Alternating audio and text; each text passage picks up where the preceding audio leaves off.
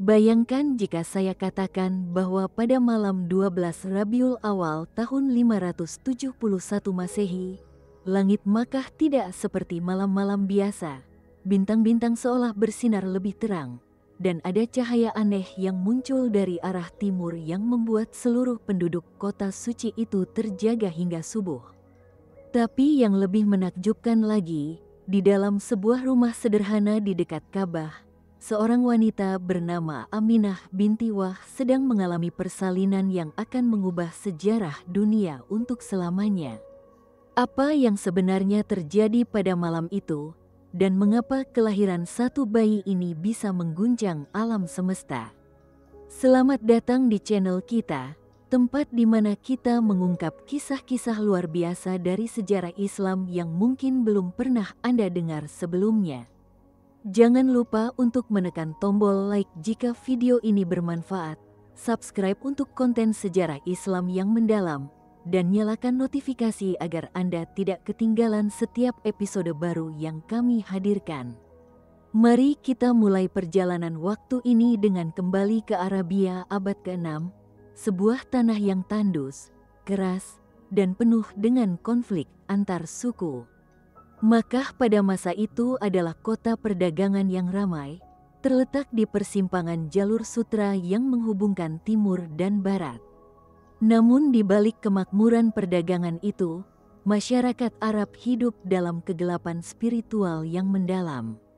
Mereka menyembah ratusan berhala yang diletakkan di sekitar Ka'bah, tempat suci yang sebenarnya dibangun oleh Nabi Ibrahim dan Ismail ribuan tahun sebelumnya. Di tengah kegelapan inilah, Allah SWT telah merencanakan sesuatu yang luar biasa. Aminah binti Wahb, seorang wanita muda dari keluarga terhormat Bani Zuhroh, telah menikah dengan Abdullah bin Abdul Muthalib, seorang pemuda tampan dari klan Bani Hashim yang merupakan bagian dari suku Quraisy yang paling dihormati. Pernikahan mereka bukanlah sekadar penyatuan dua keluarga bangsawan, tetapi bagian dari takdir ilahi yang telah ditetapkan sejak zaman Nabi Adam. Abdullah, ayah dari calon nabi yang akan lahir, adalah sosok yang luar biasa. Konon, ketika kakeknya Abdul Muthalib hendak menentukan siapa di antara anak-anaknya yang akan dipersembahkan sebagai nazar karena telah berhasil menemukan sumur Zam-Zam, undian jatuh pada Abdullah. Namun takdir berkata lain, karena melalui tebusan 100 ekor unta, nyawa Abdullah diselamatkan. Peristiwa ini menunjukkan bahwa Allah telah melindungi ayah calon nabi bahkan sebelum ia lahir. Ketika Abdullah menikahi Aminah, cahaya kenabian yang ada di dahinya konon pindah kepada istrinya. Ada riwayat yang menyebutkan bahwa beberapa wanita dari kaum Yahudi yang memiliki pengetahuan tentang kitab-kitab terdahulu mencoba mendekati Abdullah sebelum pernikahannya karena mereka melihat tanda-tanda kenabian pada dirinya. Namun setelah ia menikah dengan Aminah, cahaya itu tidak lagi terlihat pada Abdullah karena telah berpindah kepada sang calon ibu. Pernikahan mereka hanya berlangsung singkat. Abdullah harus melakukan perjalanan dagang ke Syam, sebuah perjalanan yang biasa dilakukan oleh pedagang Makkah pada musim panas. Namun dalam perjalanan pulang, di Yasrib yang kemudian dikenal sebagai Madinah, Abdullah jatuh sakit dan wafat. Ia meninggalkan Aminah yang sedang mengandung, tanpa pernah mengetahui bahwa dalam rahimnya terdapat calon pemimpin umat manusia.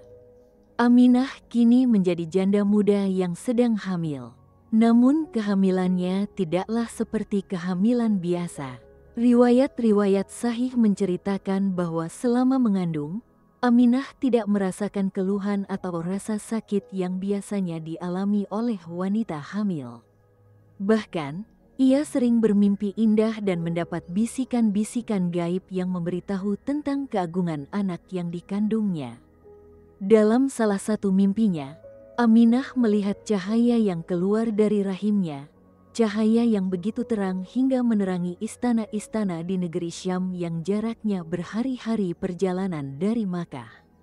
Mimpi ini bukan sekadar khayalan seorang ibu yang merindukan anaknya, tetapi isyarat dari Allah tentang misi yang akan diemban oleh sang bayi kelak, yaitu menyebarkan cahaya Islam ke seluruh penjuru dunia. Ketika usia kehamilan mendekati 9 bulan, tanda-tanda kelahiran yang luar biasa mulai bermunculan. Para ahli nujum dari berbagai penjuru Arabia dan bahkan dari negeri-negeri jauh mulai mencatat fenomena-fenomena aneh di langit. Bintang-bintang tampak bergerak tidak seperti biasanya, dan ada cahaya misterius yang muncul di ufuk timur setiap malam. Di Persia, istana Kisra yang megah tiba-tiba berguncang tanpa sebab yang jelas.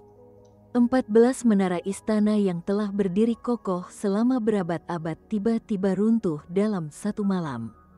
Para ahli nujum istana panik dan mencoba mencari jawaban, namun tidak ada yang bisa menjelaskan fenomena ini. Yang mereka tidak tahu adalah bahwa ini merupakan pertanda bahwa kekuasaan Kisra dan seluruh sistem kepercayaan Persia akan runtuh dengan kedatangan sang nabi. Sementara itu, di berbagai biara dan tempat ibadah Kristen dan Yahudi, api suci yang konon telah menyala selama 1000 tahun tiba-tiba padam. Para rahib dan pendeta kebingungan, karena api-api ini dianggap sebagai simbol kehadiran Tuhan. Yang tidak mereka sadari adalah bahwa pemadaman api-api ini menandakan berakhirnya suatu era dan dimulainya era baru dengan risalah terakhir yang akan dibawa oleh Muhammad. Danau sawah di sekitar wilayah Syam, yang selama ini tidak pernah mengering, tiba-tiba surut dan mengering tanpa sebab yang jelas. Fenomena ini membuat penduduk setempat kebingungan, karena danau tersebut merupakan sumber kehidupan bagi mereka. Dalam kitab-kitab kuno, peristiwa ini tercatat sebagai salah satu tanda kedatangan Nabi terakhir. Di Makkah sendiri, berbagai kejadian aneh mulai bermunculan. Berhala-berhala di sekitar Ka'bah konon mulai bergetar dan beberapa di antaranya terjatuh dengan sendirinya. Penduduk Makkah yang masih tenggelam dalam syirik tidak memahami makna peristiwa-peristiwa ini. Namun beberapa orang yang memiliki pengetahuan tentang kitab-kitab terdahulu mulai merasakan bahwa sesuatu yang besar akan segera terjadi. Abdul Muthalib, kakek dari bayi yang akan lahir, merasakan kegelisahan yang aneh. Sebagai pemimpin suku Quraisy dan penjaga Ka'bah, ia memiliki kepekaan spiritual yang lebih tinggi dari kebanyakan orang. Dalam tidurnya, ia sering bermimpi tentang cahaya yang akan muncul dari keluarganya, cahaya yang akan menerangi seluruh dunia. Pada malam 12 Rabiul Awal tahun Gajah, atau sekitar tahun 571 Masehi, tanda-tanda kelahiran mulai tampak pada Aminah. Namun berbeda dengan kelahiran pada umumnya, Aminah tidak merasakan sakit sama sekali. Bahkan, wajahnya tampak bercahaya dan damai, seolah-olah ia sedang mengalami pengalaman spiritual yang luar biasa. Ketika proses kelahiran dimulai, hal-hal yang tidak masuk akal mulai terjadi. Konon, Aminah melihat 3 wanita yang tidak dikenalnya datang membantunya. Wanita pertama memiliki kecantikan yang tidak pernah dilihatnya sebelumnya. Yang kedua berpakaian seperti putri raja. Dan yang ketiga memancarkan cahaya yang menenangkan. Mereka membantu proses kelahiran dengan sangat lembut dan penuh kasih sayang. Menurut riwayat, ketiga wanita itu adalah Hawa, ibu semua manusia, Sarah, istri Nabi Ibrahim, dan Asiyah, istri Fir'aun yang beriman. Mereka diutus oleh Allah untuk membantu kelahiran sang Nabi sebagai penghormatan terhadap kedudukan agungnya di sisi Allah. Ketika sang bayi lahir, hal pertama yang mengejutkan adalah bahwa ia lahir dalam keadaan sudah disunat dan tali pusatnya sudah terpotong dengan rapi.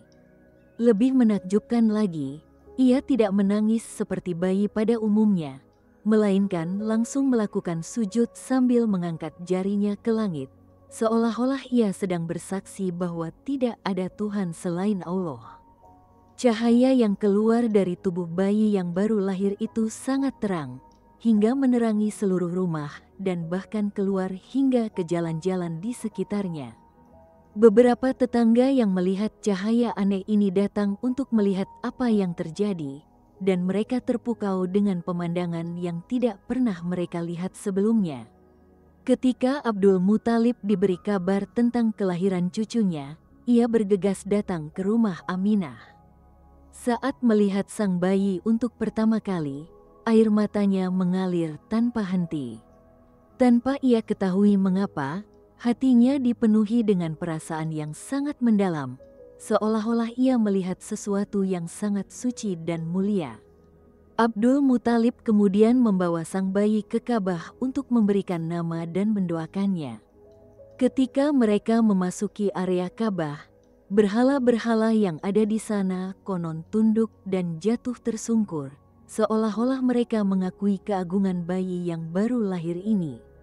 Abdul Muthalib yang menyaksikan kejadian ini semakin yakin bahwa cucunya ini adalah sosok yang istimewa. Dengan ilham yang datang ke hatinya, Abdul Muthalib memberikan nama Muhammad kepada sang bayi, yang berarti yang dipuji. Nama ini sangat unik karena sebelumnya tidak pernah ada orang Arab yang menggunakan nama tersebut. Ketika ditanya mengapa ia memilih nama itu, Abdul Muthalib menjawab bahwa ia ingin cucunya dipuji oleh penduduk langit dan bumi.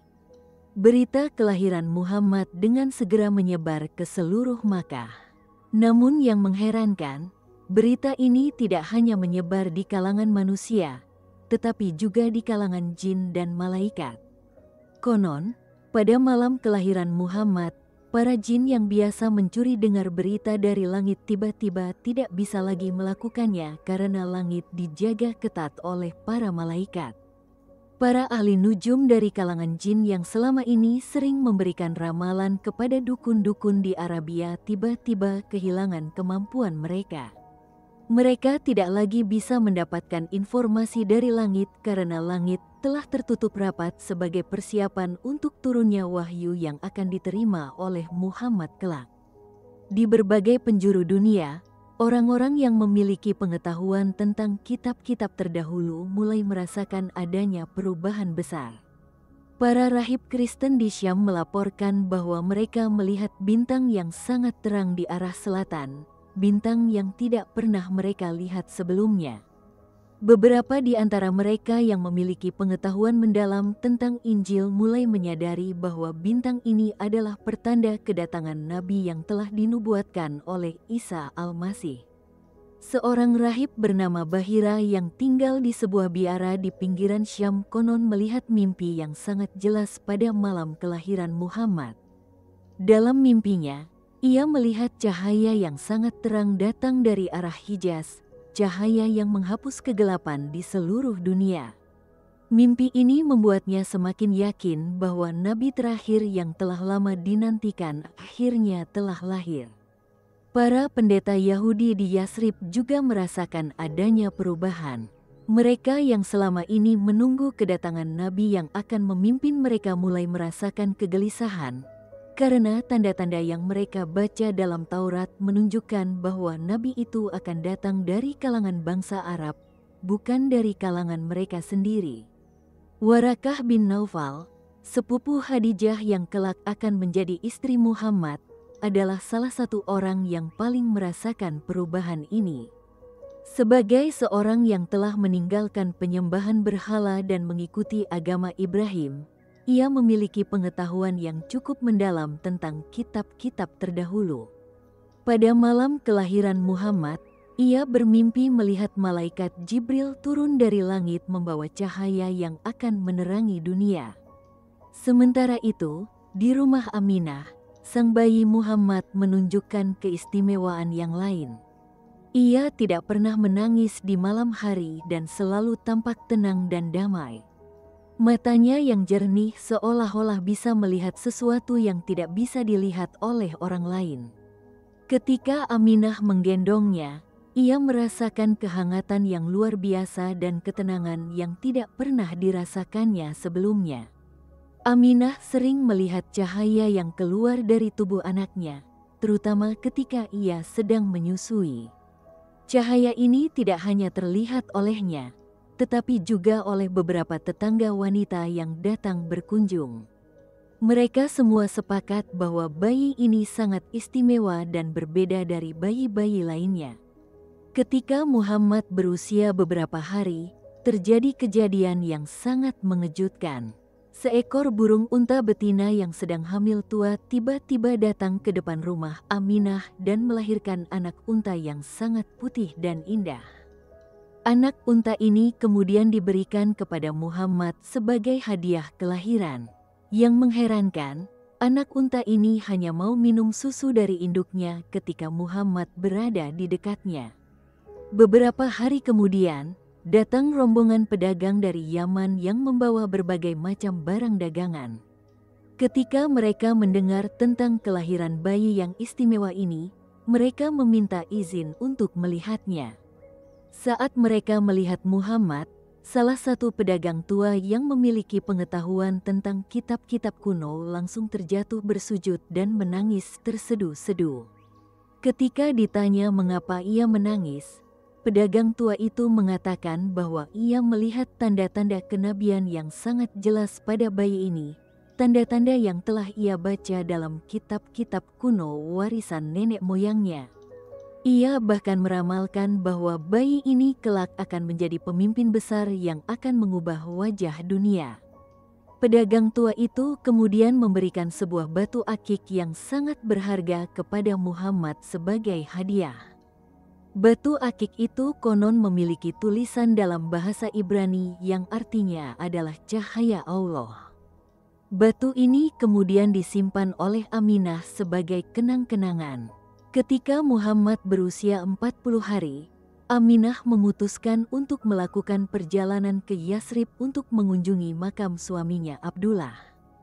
Perjalanan ini sangat berisiko karena harus melewati padang pasir yang ganas dan penuh dengan bahaya.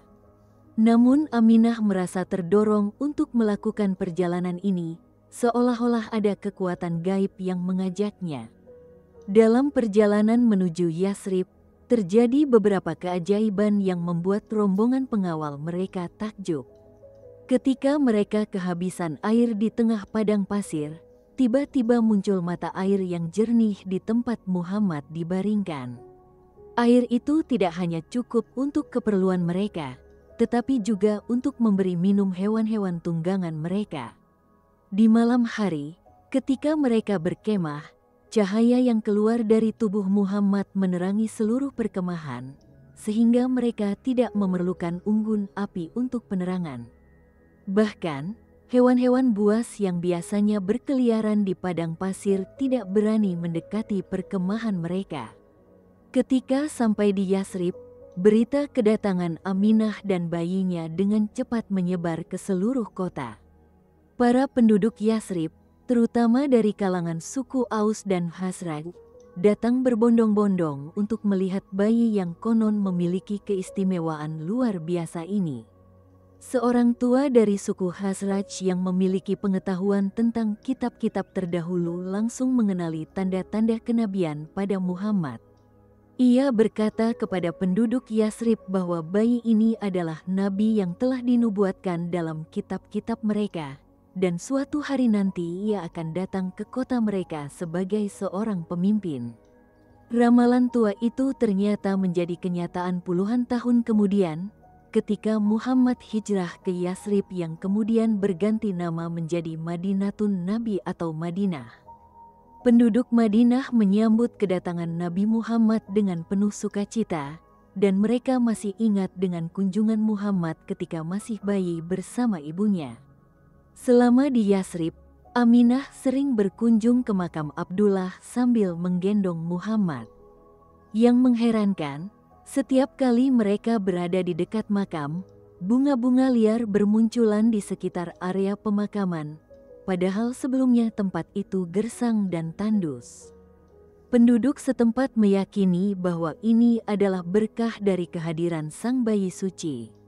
Setelah beberapa minggu di Yasrib, Aminah dan rombongannya memutuskan untuk kembali ke Makkah.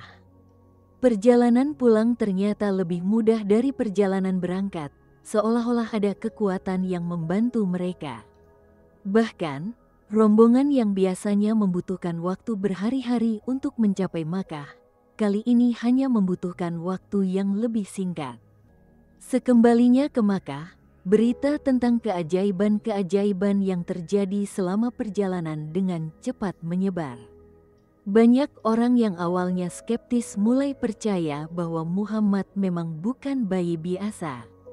Bahkan beberapa tokoh Quraisy yang terkenal angkuh dan sombong mulai menunjukkan rasa hormat kepada keluarga Muhammad. Abdul Muthalib sebagai kakek Muhammad semakin bangga dan yakin bahwa cucunya ini memiliki masa depan yang luar biasa. Ia mulai sering membawa Muhammad ke Ka'bah dan mendoakannya di hadapan berhala-berhala yang masih disembah oleh penduduk Makkah pada saat itu. Yang mengherankan, setiap kali Muhammad dibawa ke Ka'bah, cuaca di Makkah menjadi sangat sejuk dan nyaman. Padahal biasanya kota itu sangat panas dan terik. Ketika Muhammad berusia beberapa bulan, mulai tampak tanda-tanda kecerdasan yang luar biasa.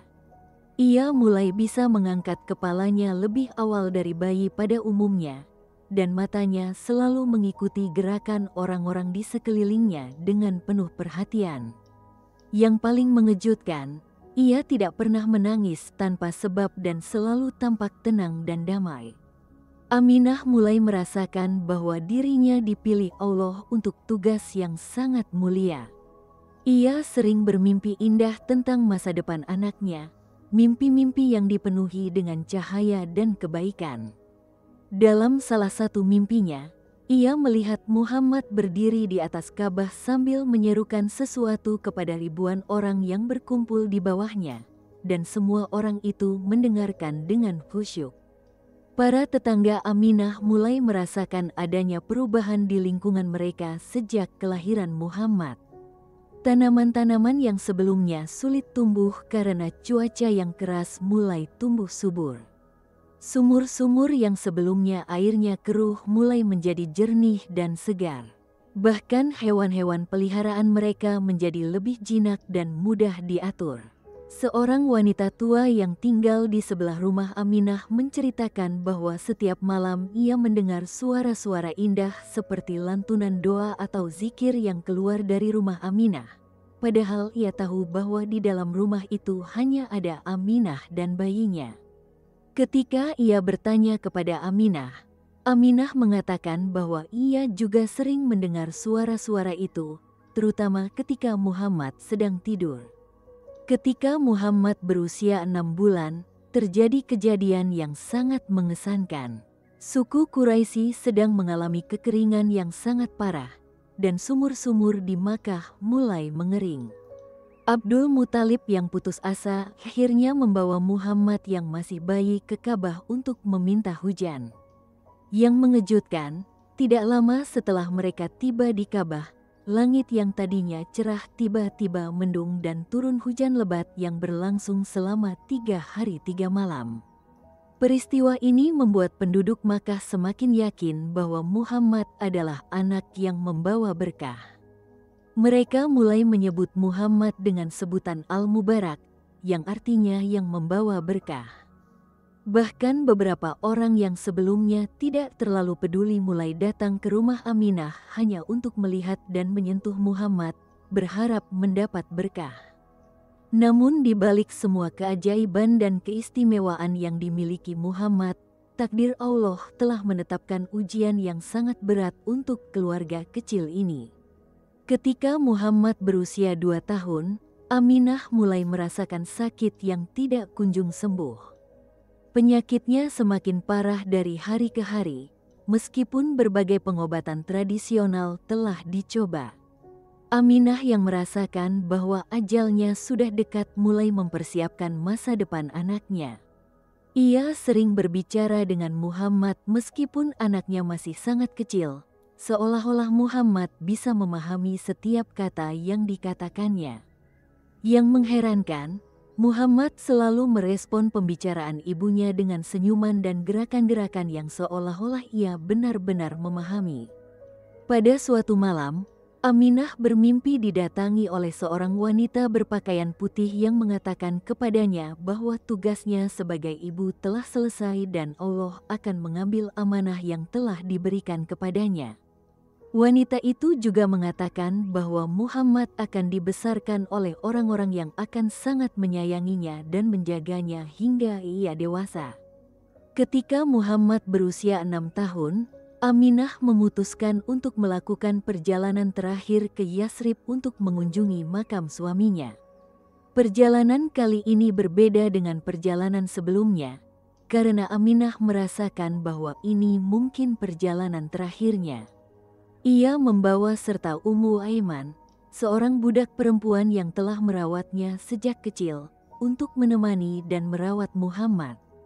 Selama perjalanan menuju Yasrib, kesehatan Aminah semakin memburuk. Namun ia tetap bertahan karena ingin menyelesaikan misi terakhirnya. Ketika sampai di Yasrib, ia menghabiskan waktu dengan berdoa di makam Abdullah sambil meminta agar Allah menjaga dan melindungi anaknya. Setelah beberapa hari di Yasrib, dalam perjalanan pulang ke Makkah, kondisi Aminah semakin memburuk. Ketika rombongan mereka sampai di daerah Abwa, sebuah tempat di antara Makkah dan Yasrib, Aminah sudah tidak kuat untuk melanjutkan perjalanan. Ia meminta rombongan untuk berhenti dan beristirahat. Pada malam terakhirnya, Aminah memanggil Muhammad yang saat itu berusia 6 tahun dan berkata kepadanya dengan suara yang lemah namun penuh kasih sayang. Ia berpesan agar Muhammad selalu mengingat Allah, selalu berbuat baik kepada sesama, dan tidak pernah melupakan asal-usulnya. Meskipun Muhammad masih kecil, ia seolah-olah memahami bahwa ibunya akan meninggalkannya.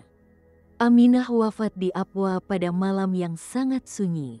Muhammad yang masih sangat kecil menangis sambil memeluk jenazah ibunya, tidak mau berpisah. Ummu Aiman yang menyaksikan pemandangan yang sangat menyedihkan itu juga menangis terseduh-seduh sambil memeluk Muhammad untuk menghiburnya. Jenazah Aminah dimakamkan di Abwa dengan penuh kesedihan. Muhammad kecil berdiri di samping makam ibunya sambil menangis dalam diam, seolah-olah ia memahami bahwa mulai saat itu ia akan hidup sebagai yatim piatu. Ummu Aiman yang melihat kesedihan Muhammad berusaha menghiburnya dengan berjanji akan selalu merawat dan menjaganya. Setelah pemakaman, Ummu Aiman membawa Muhammad kembali ke Makkah untuk diserahkan kepada Abdul Muthalib. Perjalanan pulang terasa sangat berat, karena Muhammad yang biasanya ceria dan aktif kini menjadi sangat pendiam dan sering menangis memanggil ibunya. Ketika sampai di Makkah, Abdul Muthalib yang mendengar kabar wafatnya Aminah sangat terpukul. Namun ia harus kuat karena kini Muhammad menjadi tanggung jawabnya sepenuhnya. Abdul Muthalib menerima Muhammad dengan penuh kasih sayang dan berjanji akan merawatnya seperti anaknya sendiri.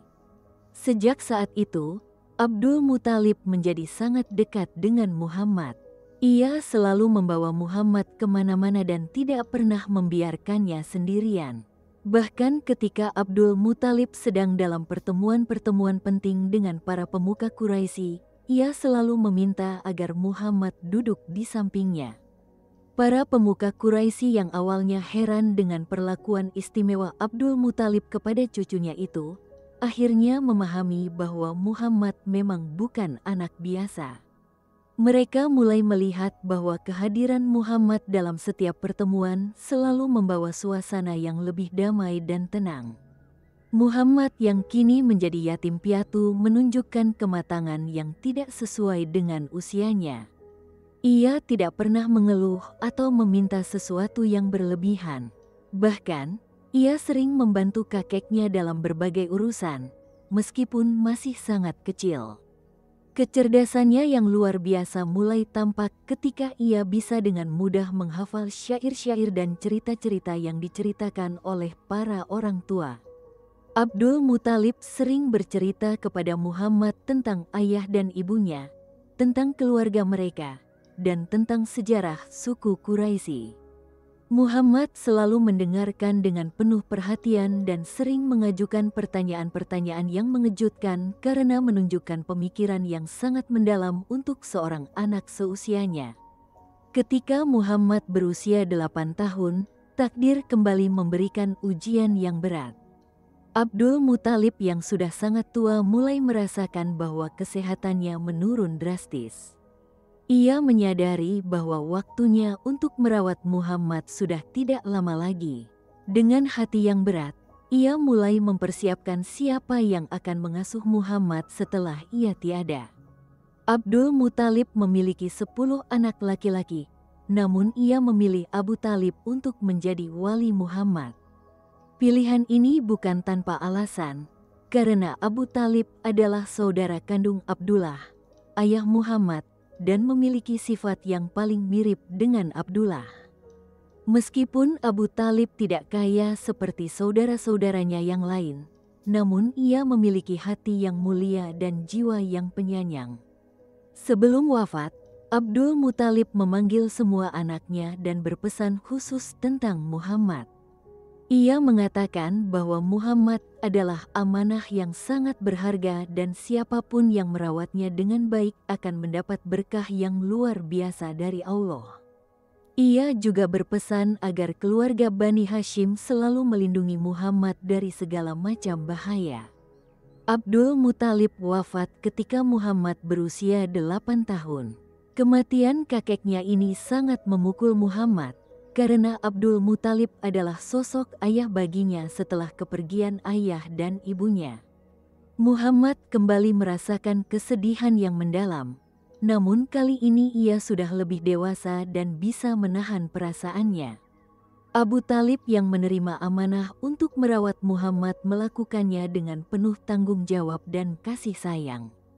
Meskipun kondisi ekonomi keluarganya tidak sebaik keluarga-keluarga Quraisy lainnya, namun Abu Talib selalu berusaha memberikan yang terbaik untuk Muhammad. Ia bahkan rela mengurangi jatah makan keluarganya sendiri demi memastikan Muhammad mendapat makanan yang cukup. Fatimah binti Asad, istri Abu Talib, memperlakukan Muhammad seperti anaknya sendiri, bahkan lebih dari anak-anaknya sendiri. Ia sangat menyayangi Muhammad dan selalu memperhatikan kebutuhan-kebutuhannya. Muhammad juga sangat dekat dengan ibu angkatnya ini dan menganggapnya seperti ibu kandungnya sendiri. Dalam keluarga Abu Talib, Muhammad tumbuh bersama dengan sepupu-sepupunya, Ali, Jafar, Aqil, dan Talib. Di antara mereka semua, Muhammad paling dekat dengan Ali yang usianya lebih muda. Hubungan Muhammad dengan Ali sudah terjalin sejak kecil dan akan berlanjut menjadi hubungan yang sangat istimewa di kemudian hari. Meskipun hidup dalam keterbatasan ekonomi, Muhammad tidak pernah mengeluh.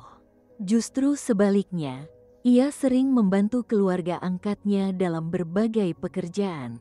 Ketika Abu Talib pergi berdagang, Muhammad sering membantu mengurus ternak atau membantu pekerjaan rumah tangga. Sikapnya yang selalu membantu dan tidak pernah menjadi beban membuat seluruh keluarga Abu Talib semakin menyayanginya. Ketika Muhammad berusia 9 tahun, mulai tampak tanda-tanda kecerdasan dan akhlak yang luar biasa. Ia tidak pernah berbohong, tidak pernah berkata kasar, dan selalu membantu orang yang membutuhkan. Bahkan anak-anak sebayanya mulai menganggap Muhammad sebagai pemimpin mereka karena sifat-sifat mulianya. Para tetangga keluarga Abu Talib sering bercerita tentang keistimewaan Muhammad. Mereka melihat bahwa Muhammad tidak pernah ikut dalam permainan-permainan yang tidak bermanfaat atau yang bisa merugikan orang lain. Bahkan ketika anak-anak lain bermain dengan keras dan kasar, Muhammad selalu berusaha menenangkan dan menasihati mereka. Suatu hari, ketika Muhammad berusia 10 tahun, terjadi kejadian yang sangat mengesankan. Beberapa anak Quraisy sedang bermain di dekat Ka'bah dan tanpa sengaja merusak salah satu barang dagangan milik seorang pedagang. Pedagang itu marah besar dan mengancam akan melaporkan anak-anak itu kepada orang tua mereka. Muhammad yang melihat kejadian itu langsung mendekati pedagang tersebut dan meminta maaf atas nama teman-temannya. Ia juga menawarkan untuk mengganti kerugian dengan cara bekerja untuk pedagang itu. Pedagang yang awalnya sangat marah, tiba-tiba menjadi terkesan dengan sikap Muhammad dan akhirnya memaafkan semua anak itu tanpa meminta ganti rugi. Kejadian ini dengan cepat menyebar ke seluruh Makkah dan membuat para orang tua semakin kagum dengan akhlak Muhammad. Mereka mulai menasihati anak-anak mereka untuk mencontoh perilaku Muhammad dalam kehidupan sehari-hari. Ketika Muhammad berusia 12 tahun, Abu Talib memutuskan untuk melakukan perjalanan dagang ke Syam. Kali ini, ia ingin mengajak Muhammad untuk ikut serta, dengan tujuan agar Muhammad belajar tentang perdagangan dan juga melihat dunia luar. Keputusan ini ternyata membawa konsekuensi yang sangat penting dalam sejarah Islam. Perjalanan menuju Syam memakan waktu berhari-hari melewati padang pasir yang panas dan gersang. Namun kehadiran Muhammad dalam rombongan dagang ini membawa berkah yang luar biasa. Selama perjalanan, mereka tidak pernah kehabisan air, cuaca tidak pernah terlalu panas, dan tidak ada gangguan dari gerombolan perampok yang biasanya mengintai di sepanjang jalan perdagangan. Ketika rombongan Abu Talib sampai di kota Bosra di Syam, mereka singgah di sebuah tempat yang biasa dijadikan perhentian oleh para pedagang Arab. Di dekat tempat itu terdapat sebuah biara yang dihuni oleh seorang rahib tua bernama Bahira yang terkenal memiliki pengetahuan mendalam tentang kitab-kitab terdahulu. Bahira sebenarnya sudah lama mengetahui tentang kedatangan Nabi terakhir berdasarkan tanda-tanda yang tertulis dalam kitab-kitab yang ia pelajari. Ketika ia melihat rombongan Abu Talib, ia memperhatikan adanya fenomena aneh yaitu awan yang selalu mengikuti dan menaungi salah satu anggota rombongan, dan orang itu adalah Muhammad. Bahira yang penasaran kemudian mengundang seluruh rombongan Abu Talib untuk makan di biaranya. Ini adalah hal yang sangat tidak biasa, karena selama ini Bahira tidak pernah mengundang pedagang-pedagang Arab yang lewat. Undangan ini membuat Abu Talib dan rombongannya heran, namun mereka menerima undangan tersebut dengan senang hati. Ketika mereka berkumpul untuk makan, Bahira memperhatikan dengan seksama setiap anggota rombongan. Namun ia tidak menemukan sosok yang ia cari. Bahira kemudian bertanya kepada Abu Talib apakah semua anggota rombongan sudah hadir. Abu Talib menjawab bahwa ada satu orang yang masih menjaga barang dagangan mereka, yaitu Muhammad. Bahira meminta agar Muhammad dipanggil untuk ikut makan bersama. Abu Talib awalnya keberatan karena Muhammad masih sangat muda, namun atas desakan Bahira, akhirnya Muhammad dipanggil. Ketika Muhammad datang, Bahira langsung terpukau karena ia melihat tanda-tanda kenabian yang sangat jelas pada diri Muhammad. Bahira kemudian mengajukan berbagai pertanyaan kepada Muhammad tentang kehidupannya, tentang mimpi-mimpinya, dan tentang hal-hal yang ia rasakan. Semua jawaban Muhammad sangat sesuai dengan tanda-tanda yang tertulis dalam kitab-kitab kuno yang dipelajari Bahira. Bahira semakin yakin bahwa Muhammad adalah nabi terakhir yang telah dinubuatkan. Dengan hati-hati, Bahira memeriksa punggung Muhammad dan menemukan tanda yang ia cari, yaitu khatam an-nubuwah atau cap kenabian, berupa tonjolan kecil berbentuk seperti telur burung merpati di antara kedua tulang belikatnya. Tanda ini adalah bukti fisik yang disebutkan dalam kitab-kitab terdahulu sebagai ciri khas nabi terakhir. Setelah memastikan semua tanda-tanda kenabian pada Muhammad, Bahira memanggil Abu Talib secara terpisah dan menjelaskan tentang identitas sebenarnya dari Muhammad. Ia mengatakan bahwa Muhammad adalah nabi terakhir yang akan diutus Allah untuk seluruh umat manusia, dan suatu hari nanti ia akan membawa agama yang akan dianut oleh jutaan orang di seluruh dunia. Bahira juga memperingatkan Abu Talib untuk sangat berhati-hati dalam menjaga Muhammad, terutama dari orang-orang Yahudi dan Kristen yang mungkin akan berusaha membahayakannya jika mereka mengetahui identitasnya. Ia menyarankan agar Abu Talib segera membawa Muhammad kembali ke Makkah dan tidak membiarkannya berlama-lama di Syam.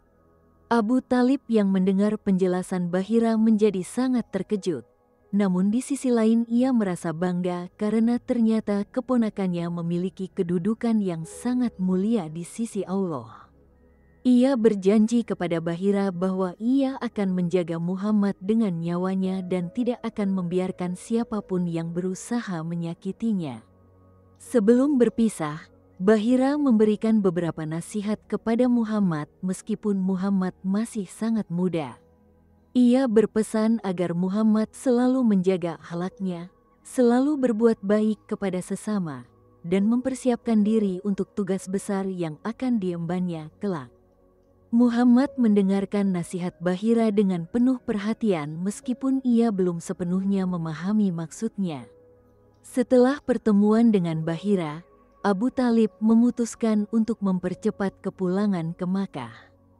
Ia khawatir jika berlama-lama di Syam akan membahayakan keselamatan Muhammad. Perjalanan pulang berlangsung lebih cepat dari biasanya, dan mereka sampai di Makkah dengan selamat tanpa gangguan apapun. Sekembalinya di Makkah, Abu Talib tidak menceritakan pertemuannya dengan Bahira kepada siapapun, kecuali kepada istrinya Fatimah binti Asad. Ia meminta istrinya untuk lebih berhati-hati lagi dalam menjaga Muhammad dan tidak membiarkan orang asing mendekatinya tanpa pengawasan. Muhammad yang sudah kembali ke Makkah melanjutkan kehidupannya seperti biasa. Ia membantu pamannya dalam berbagai pekerjaan dan terus menunjukkan akhlak yang mulia dalam pergaulan sehari-hari.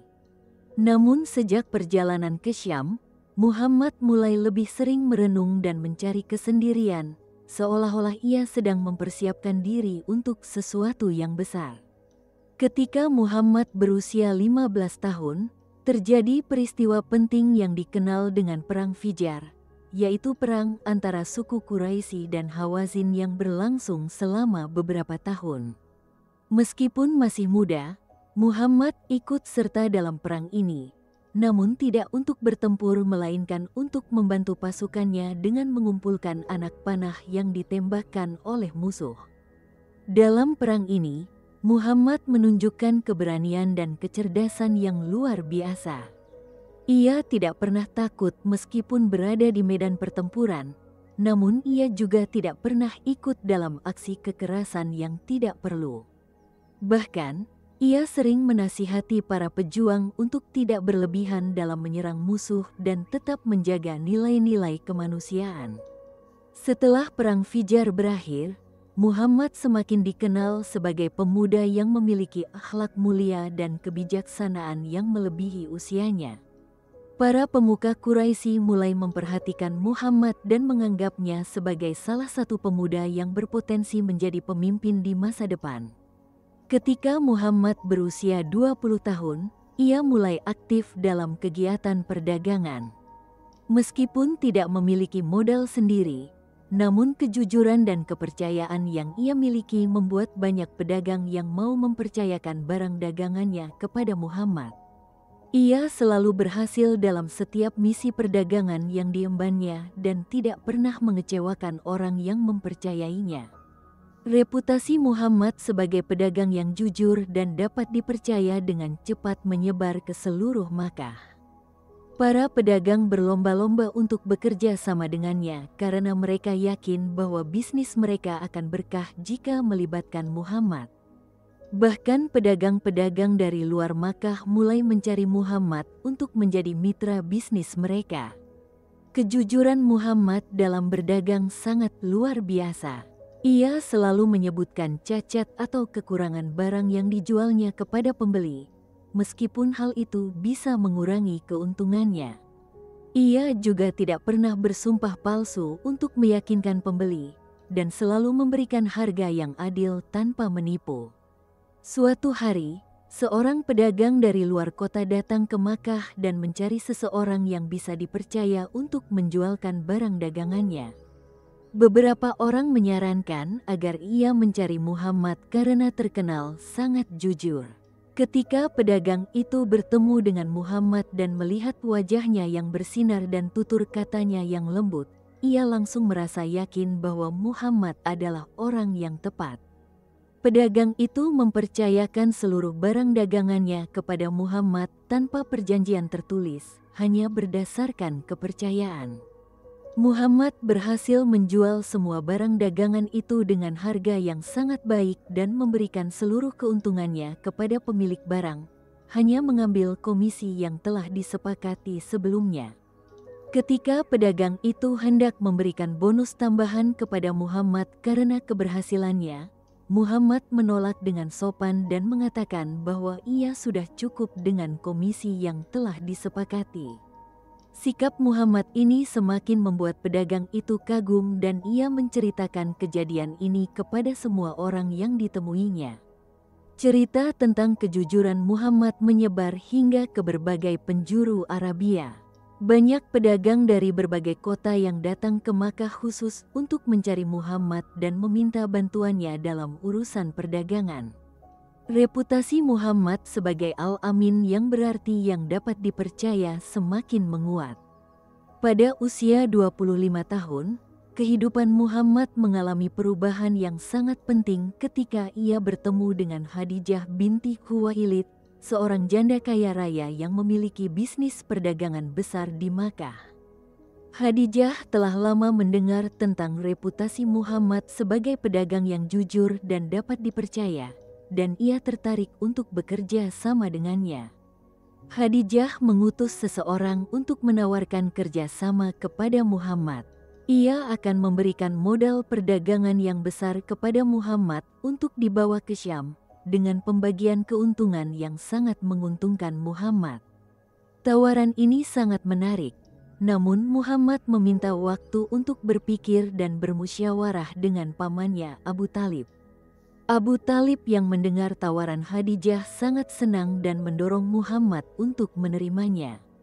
Ia mengatakan bahwa ini adalah kesempatan emas bagi Muhammad untuk membuktikan kemampuannya dalam perdagangan berskala besar. Selain itu, bekerja sama dengan Khadijah yang terkenal sebagai wanita terhormat akan semakin meningkatkan reputasi Muhammad. Muhammad akhirnya menerima tawaran Khadijah dan mempersiapkan diri untuk perjalanan dagang ke Syam. Kali ini, ia tidak sendirian seperti biasanya, karena Khadijah mengirimkan seorang budak laki-lakinya bernama Maisarah untuk menemani dan membantu Muhammad dalam perjalanan ini. Perjalanan Muhammad ke Syam kali ini berbeda dari perjalanan-perjalanan sebelumnya. Sejak awal perjalanan, Maisarah sudah melihat keistimewaan-keistimewaan yang dimiliki Muhammad. Ketika mereka beristirahat di bawah pohon di tengah padang pasir, pohon itu memberikan bayangan yang lebih luas dari biasanya, seolah-olah cabang-cabangnya memanjang untuk melindungi Muhammad dari terik matahari. Di malam hari, ketika mereka berkemah, Maisarah melihat dua malaikat yang menaungi Muhammad ketika ia tidur. Maisarah yang awalnya tidak percaya dengan mata kepalanya sendiri, mengamati fenomena itu berulang kali dan selalu melihat hal yang sama setiap malam. Ketika sampai di Syam, Muhammad dan Maisarah singgah di tempat yang sama seperti ketika Muhammad masih kecil dulu, yaitu dekat biara Bahira. Bahira yang sudah sangat tua mengenali Muhammad meskipun sudah bertahun-tahun tidak bertemu. Ia sangat senang melihat Muhammad yang kini telah tumbuh menjadi pemuda yang tampan dan berwibawa. Bahira kembali memperhatikan tanda-tanda kenabian pada Muhammad dan melihat bahwa tanda-tanda itu semakin jelas. Ia berkata kepada Maisarah bahwa majikannya telah mengirimkan orang yang sangat istimewa, dan suatu hari nanti orang ini akan menjadi sangat terkenal di seluruh dunia. Dalam perjalanan perdagangan di Syam, Muhammad menunjukkan kehebatannya dalam berbisnis. Ia berhasil menjual semua barang dagangan Khadijah dengan harga yang sangat menguntungkan, bahkan jauh melebihi target yang telah ditetapkan sebelumnya. Keberhasilannya ini tidak hanya karena keahliannya dalam berdagang, tetapi juga karena kepercayaan yang diberikan oleh para pedagang Syam kepadanya. Para pedagang di Syam yang bertemu dengan Muhammad sangat terkesan dengan akhlaknya. Mereka mengatakan bahwa selama bertahun-tahun berdagang dengan pedagang-pedagang dari berbagai negeri, mereka belum pernah bertemu dengan seseorang yang memiliki kejujuran dan integritas seperti Muhammad. Setelah menyelesaikan semua urusan dagang, Muhammad dan Maisarah memulai perjalanan pulang ke Makkah. Perjalanan pulang berlangsung dengan sangat lancar, bahkan lebih cepat dari perkiraan. Maisarah kembali menyaksikan keajaiban-keajaiban yang terjadi selama perjalanan, termasuk awan yang selalu menaungi Muhammad dan perlindungan dari segala macam bahaya. Sesampainya di Makkah, Maisarah langsung melapor kepada Khadijah tentang keberhasilan luar biasa dari misi perdagangan kali ini. Keuntungan yang diperoleh jauh melebihi ekspektasi, bahkan 2 kali lipat dari keuntungan rata-rata yang biasa diperoleh dalam perdagangan ke Syam. Yang lebih penting lagi, Maisarah menceritakan kepada Khadijah tentang semua keistimewaan dan keajaiban yang ia saksikan selama menemani Muhammad. Ia menceritakan tentang awan yang menaungi, tentang 2 malaikat yang menjaga Muhammad ketika tidur, dan tentang pengakuan Rahib Bahira tentang keistimewaan Muhammad. Khadijah yang mendengar laporan Maisarah sangat terkejut dan terpukau. Sebagai wanita yang cerdas dan berpengalaman, ia memahami bahwa Muhammad bukanlah orang biasa. Kombinasi antara keberhasilan luar biasa dalam bisnis dan keistimewaan-keistimewaan gaib yang menyertainya membuat Khadijah semakin tertarik kepada Muhammad, bukan hanya sebagai mitra bisnis tetapi sebagai sosok yang sangat istimewa. Sejak saat itu, Khadijah mulai memperhatikan Muhammad dengan lebih seksama. Ia sering mengundang Muhammad ke rumahnya dengan dalih membicarakan urusan bisnis, padahal sebenarnya ia ingin lebih mengenal kepribadian Muhammad. Semakin ia mengenal Muhammad, semakin ia kagum dengan akhlak dan kebijaksanaannya. Khadijah yang saat itu berusia 40 tahun adalah seorang janda yang sangat kaya dan terhormat. Banyak pemuka Quraisy yang melamarnya, namun ia menolak semua lamaran itu karena belum menemukan sosok yang sesuai dengan kriterianya. Namun ketika ia mengenal Muhammad, ia merasa telah menemukan sosok yang selama ini ia cari. Dengan hati-hati, Khadijah mulai menunjukkan ketertarikannya kepada Muhammad. Ia sering memberikan hadiah-hadiah kepada Muhammad dengan alasan sebagai bonus dari keberhasilan misi perdagangannya. Ia juga sering meminta pendapat Muhammad tentang berbagai urusan, termasuk urusan-urusan pribadi yang sebenarnya tidak ada hubungannya dengan bisnis. Muhammad yang memiliki kepekaan tinggi mulai merasakan ketertarikan Khadijah kepadanya. Namun sebagai seorang yang sangat menjaga adab dan kesopanan, ia tidak berani mengambil inisiatif untuk menyatakan perasaannya.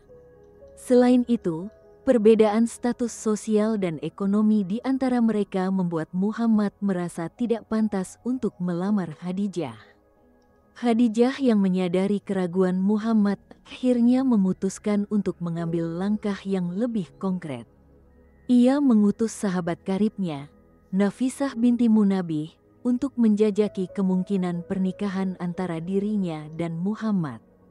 Nafisah adalah wanita yang bijaksana dan dipercaya oleh Khadijah untuk misi yang sangat penting ini. Nafisah mendatangi Muhammad dan dengan hati-hati mulai membicarakan kemungkinan pernikahan. Ia mengatakan bahwa ada seorang wanita terhormat yang tertarik untuk menikahi Muhammad, namun ia tidak langsung menyebutkan bahwa wanita itu adalah Khadijah. Muhammad yang mendengar pembicaraan Nafisah merasa terkejut. namun ia menunjukkan ketertarikan untuk mengetahui lebih lanjut.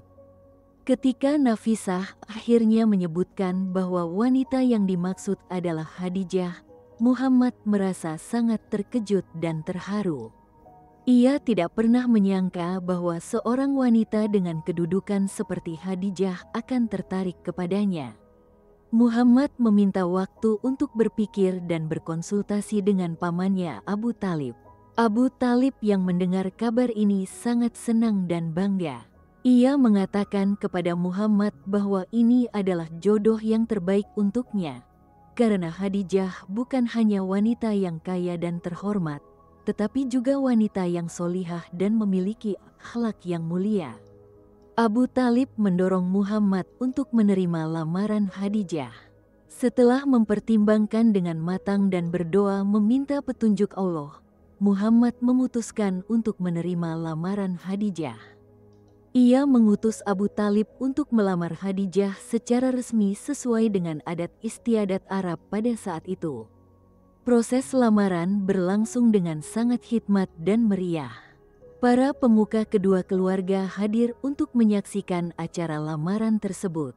Abu Talib sebagai wali Muhammad menyampaikan lamaran dengan khutbah yang sangat indah, memuji akhlak dan keistimewaan Muhammad serta menyatakan rasa syukur atas kesempatan untuk bersatu dengan keluarga Khadijah yang terhormat. Pihak keluarga Khadijah dengan senang hati menerima lamaran tersebut. Mereka mengatakan bahwa mereka sudah lama mengenal Muhammad sebagai pemuda yang memiliki akhlak mulia dan dapat dipercaya. Pernikahan ini dianggap sebagai penyatuan antara dua keluarga yang sama-sama terhormat dalam masyarakat Quraisy. Pernikahan Muhammad dan Khadijah dilaksanakan dengan meriah di Makkah. Meskipun Muhammad tidak memiliki harta yang banyak, namun Abu Talib dan keluarga Bani Hashim berusaha sebaik mungkin untuk menyelenggarakan pesta pernikahan yang layak. Khadijah juga tidak mempermasalahkan hal ini, karena baginya yang terpenting adalah mendapatkan suami yang solih dan dapat dipercaya. Pernikahan ini menjadi perbincangan di seluruh Makkah, bukan karena kontroversi, melainkan karena semua orang merasa bahagia melihat penyatuan antara Muhammad yang terkenal dengan akhlaknya dan Khadijah yang terkenal dengan kesalihannya. Banyak yang menganggap bahwa pernikahan ini adalah jodoh yang benar-benar serasi. Setelah menikah, Muhammad dan Khadijah hidup dengan sangat bahagia dan harmonis. Khadijah yang telah berpengalaman dalam mengelola bisnis besar, mempercayakan seluruh bisnisnya kepada Muhammad. Dengan bergabungnya kemampuan bisnis Khadijah dan kejujuran Muhammad, bisnis mereka berkembang pesat dan menjadi salah satu yang terbesar di Makkah. Namun yang lebih penting dari kesuksesan bisnis adalah keharmonisan rumah tangga mereka. Muhammad sangat menghormati dan menyayangi Khadijah, sementara Khadijah sangat mendukung dan memahami suaminya. Mereka saling melengkapi dan menjadi pasangan yang ideal dalam pandangan masyarakat Makkah. Allah SWT memberkahi pernikahan mereka dengan dikaruniai 6 orang anak.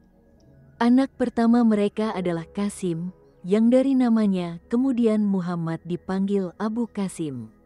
Setelah Qasim, lahir Zainab, Ruqayyah, Ummu Kulsum, Fatimah, dan terakhir Abdullah yang juga disebut Taib dan Tahir. Sayangnya, kedua anak laki-laki mereka, Qasim dan Abdullah, meninggal dalam usia yang masih sangat muda. Kematian anak-anak ini sangat menyedihkan Muhammad dan Khadijah, namun mereka menerima cobaan ini dengan sabar dan tawakal kepada Allah. Mereka yakin bahwa semua yang terjadi adalah kehendak Allah dan pasti ada hikmah di baliknya. Keempat anak perempuan mereka tumbuh menjadi wanita-wanita yang solihah dan memiliki akhlak mulia seperti orang tua mereka. Mereka dididik dengan penuh kasih sayang namun juga dengan disiplin yang tinggi. Muhammad sangat menyayangi anak-anak perempuannya dan selalu memperhatikan pendidikan dan perkembangan mereka. Selama bertahun-tahun, kehidupan Muhammad dan keluarganya berlangsung dengan damai dan bahagia. Muhammad semakin dikenal sebagai seorang yang bijaksana dan dapat dipercaya.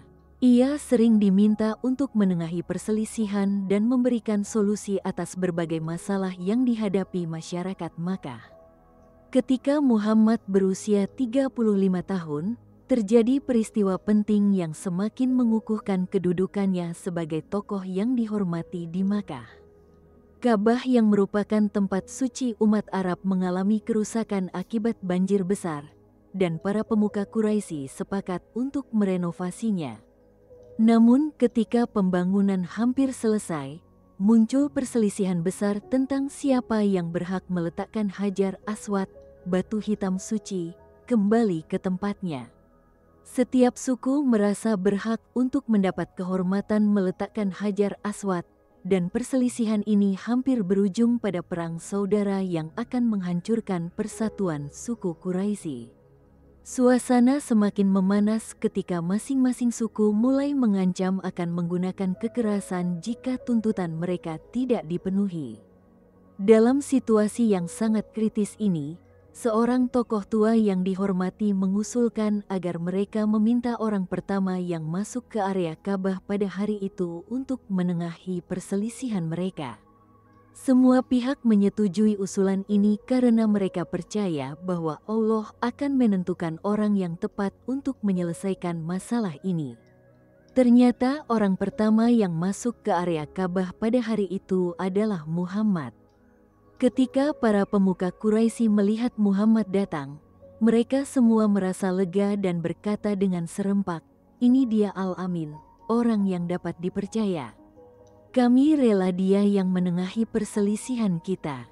Muhammad yang mengetahui situasi yang dihadapi segera berpikir untuk mencari solusi yang bisa diterima oleh semua pihak.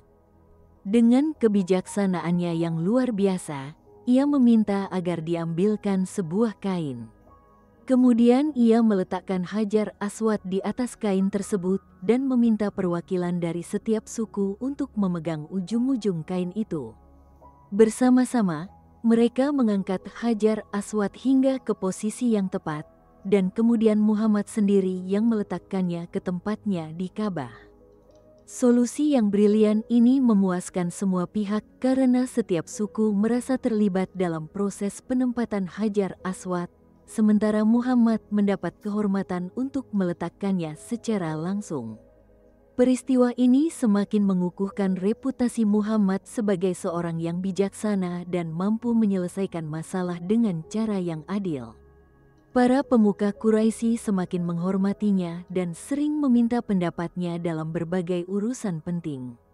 Muhammad menjadi salah satu tokoh yang paling dihormati di Makkah meskipun usianya masih relatif muda. Namun di balik kesuksesan dan penghormatan yang diterimanya, Muhammad mulai merasakan kegelisahan spiritual yang mendalam. Ia melihat bagaimana masyarakat Makkah hidup dalam kemewahan namun mengabaikan nilai-nilai kemanusiaan. Kesenjangan antara yang kaya dan yang miskin semakin lebar, dan banyak praktik ketidakadilan yang terjadi dalam masyarakat. Muhammad juga semakin resah melihat praktik penyembahan berhala yang merajalela di Makkah. Sebagai keturunan Nabi Ibrahim yang membangun Ka'bah untuk menyembah Allah yang Maha Esa, Muhammad merasa sedih melihat bagaimana tempat suci itu kini dipenuhi dengan ratusan berhala yang disembah oleh kaumnya. Kegelisahan spiritual Muhammad semakin mendalam ketika ia memasuki usia 40 tahun. Ia mulai sering menyendiri dan mencari tempat-tempat yang sepi untuk beribadah dan merenungi makna kehidupan. Salah satu tempat favoritnya adalah Gua Hira, sebuah gua kecil di puncak Jabal An-Nur, gunung yang terletak tidak jauh dari Makkah. Gua Hira menjadi tempat khalwat atau retreat spiritual bagi Muhammad. Ia sering menghabiskan berhari-hari bahkan berminggu-minggu di gua itu, hanya turun ke Makkah untuk mengambil bekal makanan dan bertemu dengan keluarganya. Khadijah yang memahami kebutuhan spiritual suaminya selalu mendukung dan memfasilitasi ibadah Muhammad di Gua Hira. Selama beribadah di Gua Hira, Muhammad sering bermimpi yang sangat jelas dan indah. Dalam mimpi-mimpinya, ia melihat cahaya yang sangat terang dan mendengar suara-suara yang menyejukkan hati. Ia juga sering merasakan kehadiran makhluk-makhluk suci yang memberikan ketenangan dan kedamaian dalam jiwanya. Muhammad juga mulai melihat tanda-tanda dan isyarat-isyarat yang tidak bisa dijelaskan dengan logika biasa. Ketika ia berjalan, batu-batu dan pohon-pohon seolah-olah memberikan salam kepadanya. Suara-suara alam tampak berbicara kepadanya dalam bahasa yang bisa ia pahami. Semua tanda ini menunjukkan bahwa sesuatu yang besar akan segera terjadi dalam hidupnya. Pada malam yang sangat bersejarah, yaitu malam 17 Ramadan tahun 610 Masehi, ketika Muhammad sedang beribadah di Gua Hira, turunlah malaikat Jibril membawa wahyu pertama dari Allah SWT. Malaikat Jibril datang dengan bentuk yang sangat megah dan bercahaya, memenuhi seluruh ufuk dari timur ke barat. Malaikat Jibril memerintahkan Muhammad untuk membaca dengan mengatakan, "Iqra," yang berarti bacalah. Muhammad yang tidak bisa membaca menjawab bahwa ia bukan orang yang pandai membaca. Malaikat Jibril kemudian memeluk Muhammad dengan sangat erat hingga ia hampir kehabisan napas, lalu melepaskannya dan kembali memerintahkan untuk membaca.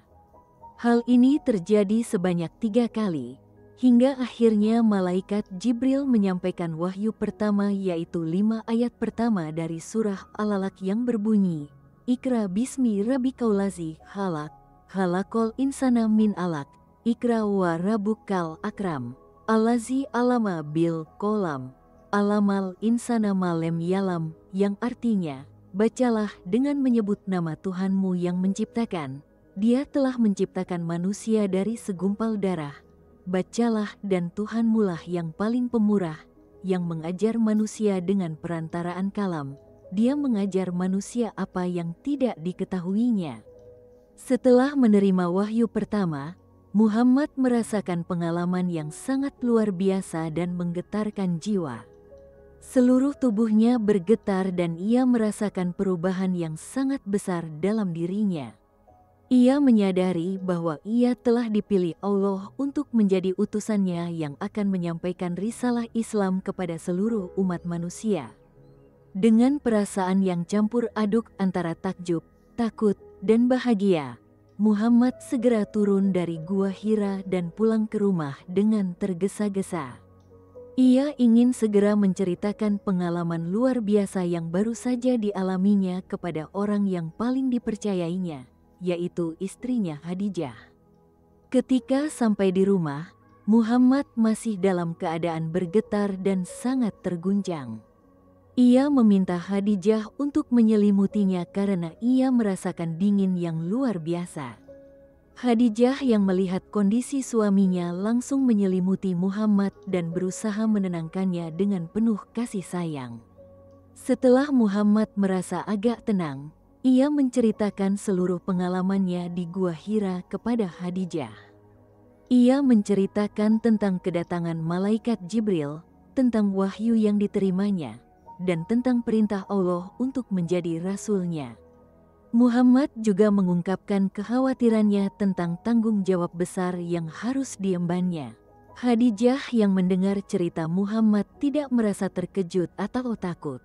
Justru sebaliknya, ia merasa sangat bahagia dan bangga karena suaminya telah dipilih Allah untuk tugas yang sangat mulia. Dengan penuh keyakinan, Khadijah berkata kepada Muhammad bahwa Allah tidak akan pernah menghinakannya karena ia selalu berbuat baik, membantu orang lemah, jujur dalam berkata, dan selalu menjaga amanah.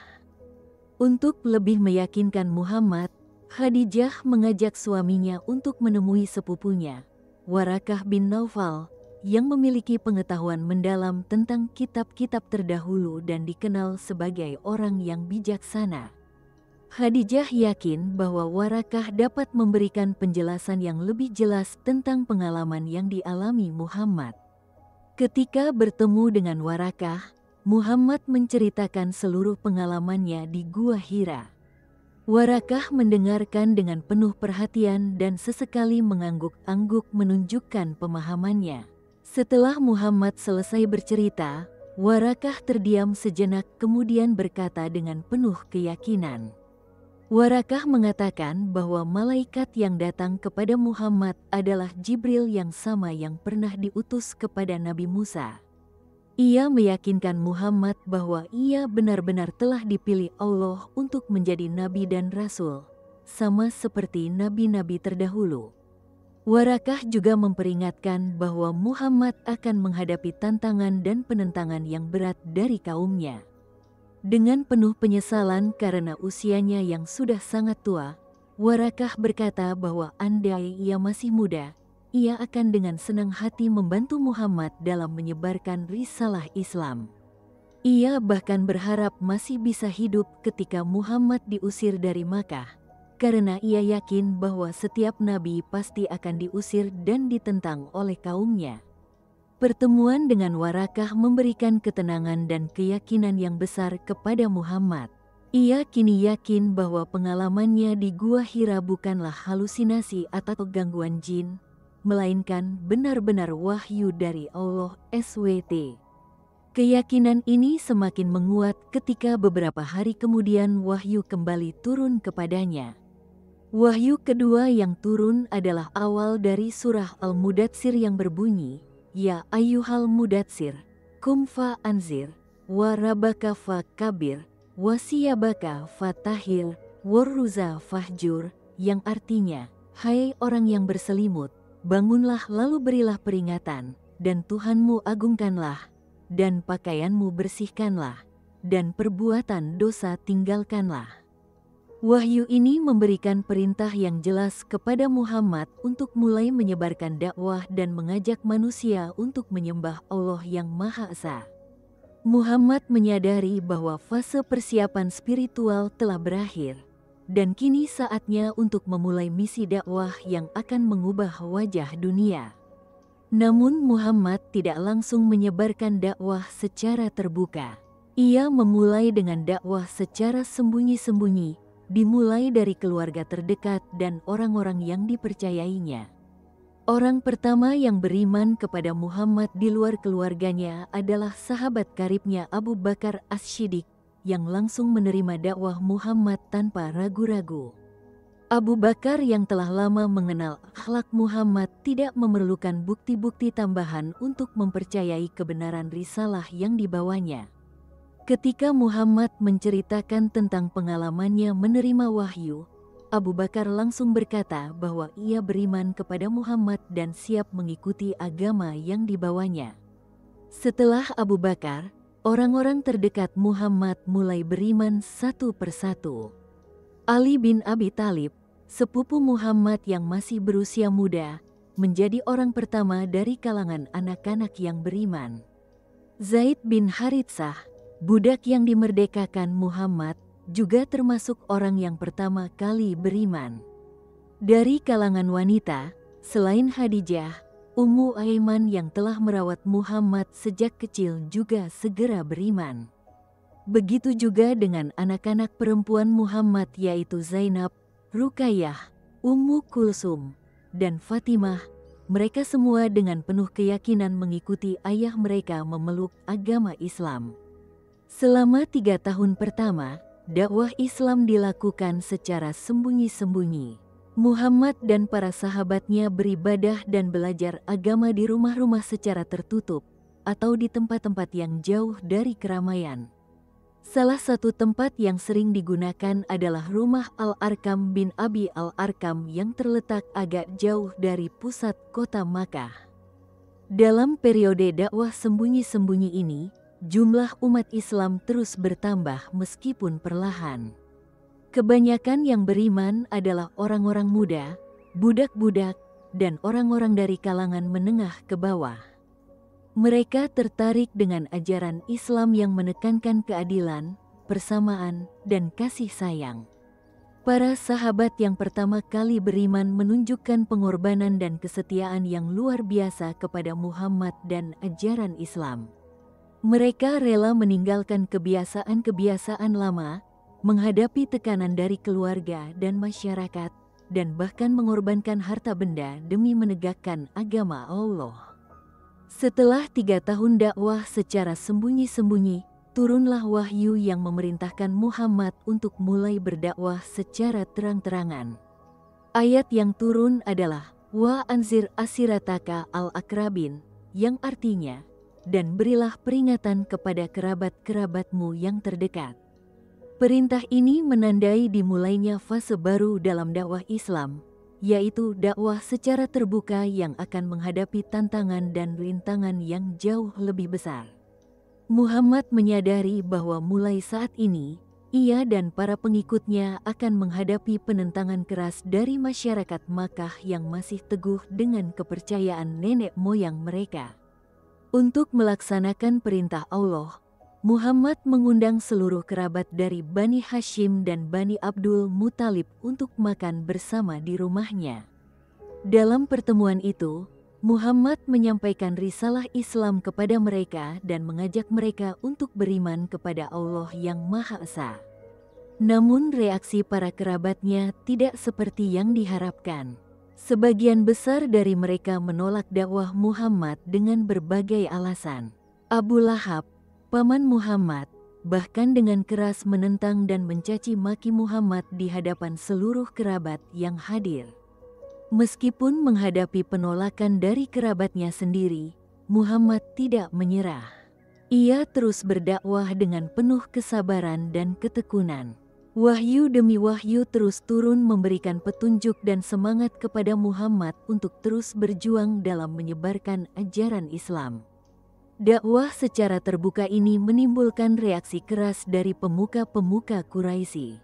Mereka menganggap ajaran Muhammad sebagai ancaman terhadap tradisi nenek moyang dan sistem sosial yang telah mapan. Apalagi ajaran Islam yang menekankan persamaan derajat manusia dianggap berbahaya bagi struktur masyarakat yang hierarkis. Para pemuka Quraisy mulai melancarkan berbagai bentuk intimidasi dan tekanan kepada Muhammad dan para pengikutnya. Mereka mencoba menyuap Muhammad dengan tawaran harta, kedudukan, bahkan pernikahan dengan wanita tercantik, asal Muhammad mau menghentikan dakwahnya. Ketika cara halus tidak berhasil, mereka mulai menggunakan cara-cara kasar. Para sahabat Muhammad yang tidak memiliki perlindungan suku mulai disiksa dan dianiaya. Bilal bin Rabah, seorang budak berkulit hitam yang beriman kepada Islam, disiksa dengan cara ditidurkan di atas pasir panas di bawah terik matahari sambil diletakkan batu besar di dadanya. Yasir dan istrinya Sumayyah, kedua orang tua Ammar bin Yasir, bahkan menjadi syuhada pertama dalam Islam karena dibunuh oleh Abu Jahal akibat keimanan mereka. Sumayyah menjadi wanita pertama yang mati syahid dalam Islam, sementara Yasir menjadi laki-laki pertama yang mati syahid. Melihat penderitaan para sahabatnya, Muhammad sangat terharu dan prihatin. Namun ia juga harus tetap tegar dan memberikan semangat kepada mereka untuk tetap bertahan dalam keimanan. Muhammad sering mengatakan kepada para sahabat bahwa kesabaran dalam menghadapi cobaan adalah salah satu ciri orang-orang beriman. Untuk menyelamatkan sebagian sahabatnya dari aniaya kaum Quraisy, Muhammad menyarankan agar mereka hijrah ke Habasyah, negeri yang dipimpin oleh seorang raja yang adil dan tidak akan menzalimi siapapun. Hijrah pertama ke Habasyah ini diikuti oleh 11 laki-laki dan 4 perempuan termasuk Utsman bin Affan dan istrinya Ruqayyah, anak perempuan Muhammad. Hijrah ke Habasyah membawa berkah yang tidak terduga.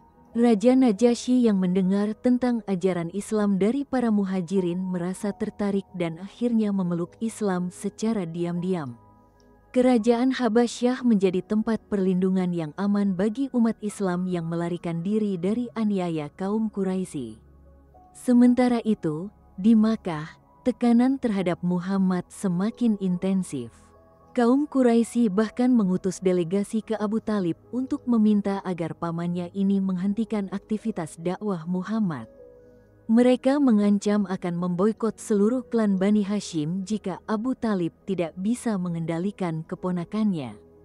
Abu Talib yang berada dalam posisi yang sangat sulit akhirnya memanggil Muhammad untuk berbicara secara empat mata. Dengan penuh kasih sayang, Abu Talib menyampaikan tekanan yang diterimanya dari kaum Quraisy dan meminta Muhammad untuk mempertimbangkan situasi yang dihadapi oleh seluruh klan Bani Hashim. Muhammad yang mendengar keluhan pamannya merasa sangat terharu. Ia menyadari bahwa perjuangannya telah membawa dampak yang berat bagi orang-orang yang dicintainya. Namun dengan penuh keyakinan, Muhammad berkata kepada Abu Talib bahwa seandainya matahari diletakkan di tangan kanannya dan bulan di tangan kirinya untuk memintanya meninggalkan dakwah, ia tidak akan melakukannya sampai Allah memenangkan agama ini atau ia mati dalam perjuangan. Jawaban Muhammad ini sangat menyentuh hati Abu Talib. Meskipun ia tidak memeluk Islam hingga akhir hayatnya, namun Abu Talib tetap melindungi Muhammad dengan segenap kemampuannya. Ia mengatakan kepada Muhammad agar terus berjuang sesuai dengan keyakinannya, dan berjanji akan selalu melindunginya dari gangguan siapapun. Perlindungan Abu Talib terhadap Muhammad sangat berarti dalam perjalanan dakwah Islam. Sebagai pemimpin klan Bani Hashim yang dihormati, Abu Talib memiliki pengaruh yang besar untuk mencegah kaum Quraisy melakukan tindakan kekerasan langsung terhadap Muhammad. Tanpa perlindungan ini, mungkin sejarah Islam akan berbeda. Melihat dakwah Islam terus berkembang meskipun sudah menghadapi berbagai rintangan, kaum Quraisy semakin frustasi. Mereka kemudian sepakat untuk melakukan boikot total terhadap klan Bani Hashim dan Bani Al-Muttalib yang melindungi Muhammad. Boikot ini mencakup larangan untuk berdagang, menikah, atau bahkan berinteraksi sosial dengan kedua klan tersebut. Boikot yang dikenal dengan nama Hisar atau pengepungan ini berlangsung selama 3 tahun dan sangat menyengsarakan seluruh anggota kedua klan tersebut. Mereka terpaksa tinggal di Syi'b Abi Talib, sebuah lembah terpencil di luar Makkah, dalam kondisi yang sangat memprihatinkan dengan kekurangan makanan dan kebutuhan pokok lainnya. Selama masa Hisar, Muhammad dan keluarganya mengalami penderitaan yang luar biasa. Kadang-kadang mereka hanya bisa makan daun-daun pohon untuk menahan lapar. Suara tangisan bayi-bayi yang kelaparan sering terdengar di malam hari. Namun semangat dan keimanan mereka tidak pernah surut sedikit pun. Khadijah yang sudah berusia lanjut sangat menderita selama masa Hisar. Kondisi kesehatannya menurun drastis akibat kekurangan makanan dan kondisi hidup yang keras. Namun ia tetap tegar dan selalu memberikan semangat kepada suami dan anak-anaknya untuk tetap bertahan. Setelah 3 tahun yang sangat berat, beberapa pemuka Quraisy yang memiliki hati nurani mulai merasa kasihan dan menyesali keputusan boikot tersebut. Mereka menyadari bahwa boikot itu telah melanggar nilai-nilai kemanusiaan dan tradisi Arab yang menghormati hubungan kekerabatan. Akhirnya, boikot terhadap Bani Hashim dan Bani Al-Muttalib dicabut. Muhammad dan keluarganya dapat kembali ke Makkah dan menjalankan kehidupan yang relatif normal. Namun penderitaan selama 3 tahun itu telah meninggalkan dampak yang sangat dalam, terutama bagi kesehatan Khadijah dan Abu Talib. Tidak lama setelah berakhirnya Hisar, 2 orang yang paling dicintai Muhammad mengalami sakit yang parah. Abu Talib yang telah melindungi Muhammad selama bertahun-tahun mulai merasakan bahwa ajalnya sudah dekat. Begitu juga dengan Khadijah yang kesehatannya sangat menurun akibat penderitaan selama masa boikot. Muhammad yang melihat kondisi kedua orang yang paling berjasa dalam hidupnya merasa sangat sedih dan prihatin. Ia berusaha merawat mereka dengan sebaik-baiknya dan selalu berdoa agar Allah memberikan kesembuhan atau setidaknya meringankan penderitaan mereka. Abu Talib wafat terlebih dahulu dan kematiannya sangat memukul Muhammad. Selain kehilangan paman yang sangat dicintai, Muhammad juga kehilangan pelindung utamanya dari gangguan kaum Quraisy. Kematian Abu Talib menandai berakhirnya era perlindungan yang selama ini dinikmati Muhammad. Tidak lama setelah Abu Talib wafat, Khadijah yang merupakan istri tercinta Muhammad juga menyusul meninggal dunia. Kematian Khadijah sangat menghancurkan hati Muhammad karena ia kehilangan pendamping hidup yang telah mendukungnya sejak awal dakwah, baik secara moral maupun material. Tahun wafatnya Abu Talib dan Khadijah ini dikenal dalam sejarah Islam sebagai Amul Huzn atau tahun kesedihan.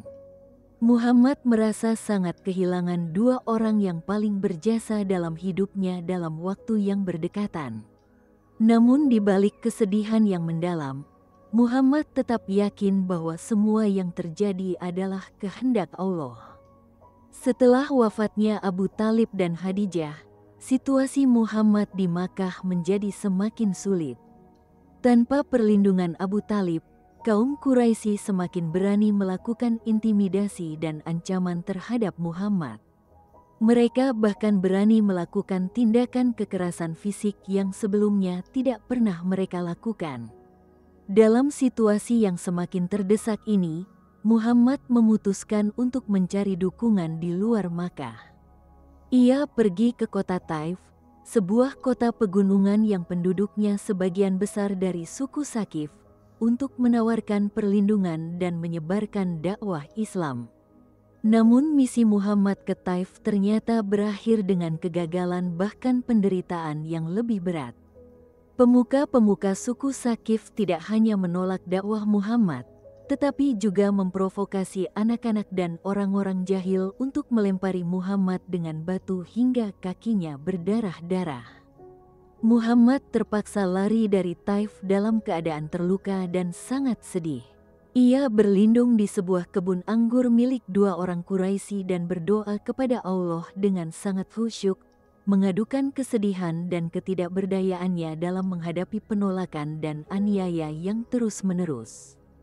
Doa Muhammad di kebun anggur Taif itu sangat menyentuh dan menunjukkan ketulusan serta kerendahan hatinya di hadapan Allah. Ia mengadu kepada Tuhan tentang kelemahan kekuatannya, sedikitnya pengikutnya, dan penghinaan yang diterimanya dari manusia.